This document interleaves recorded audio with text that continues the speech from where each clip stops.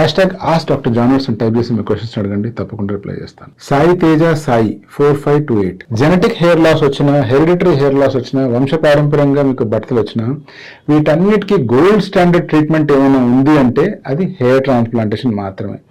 ఎందుకంటే మనము పర్మనెంట్ గా ఉండబోయే హెయిర్ ని స్కాల్ప్ వెనకాల భాగంలోంచి, బాడీ ఇతర భాగాల్లోంచి తీసుకొని ఎక్కడైతే మనకు బాల్నెస్ ఉందో ఆ ఏరియాలో ఇంప్లాంట్ చేస్తాం. ఇలా ఇంప్లాంట్ చేసిన తర్వాత ఆ హెయిర్ అనేటువంటిది పర్మనెంట్ గా గ్రో అవుతాయి. వాటిని మీరు కట్ చేసుకోవచ్చు, స్టైల్ చేసుకోవచ్చు.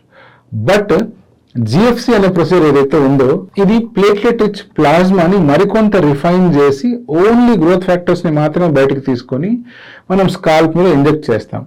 ఇలా గ్రోత్ ఫ్యాక్టర్స్ ని ఎప్పుడైతే ఇంజెక్ట్ చేస్తామో ఆల్రెడీ ఎగ్జిస్టింగ్ హెయిర్ ని కొంచెం స్ట్రెంథెన్ చేయగలుగుతాం తప్పితే కంప్లీట్ గా న్యూ గ్రోయింగ్ లాంగ్ హెయిర్ ని మాత్రం మనం తెప్పించుకోలేం. జిఎఫ్సి చేసిన తర్వాత మళ్ళీ కొన్ని రోజుల తర్వాత మనం కనుక ఆపేసినట్లయితే బట్టతల వచ్చే అవకాశాలు మళ్ళీ పెరిగిపోతాయి.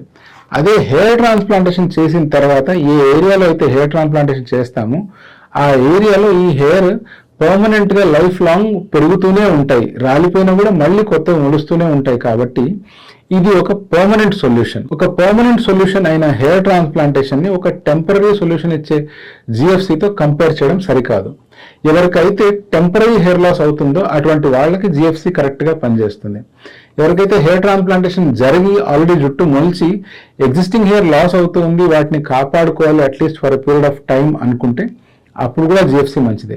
కానీ ఒక వ్యక్తికి బట్టతల వచ్చేసింది, అతనికి జుట్టు మొలిపించుకోవాలి, మళ్ళీ ఒక హెయిర్ స్టైల్ తీసుకొని రావాలి, హెయిర్ లెంత్ పెరగాలి అంటే మాత్రం హెయిర్ ట్రాన్స్ప్లాంటేషన్ ఒక్కటే మార్గం.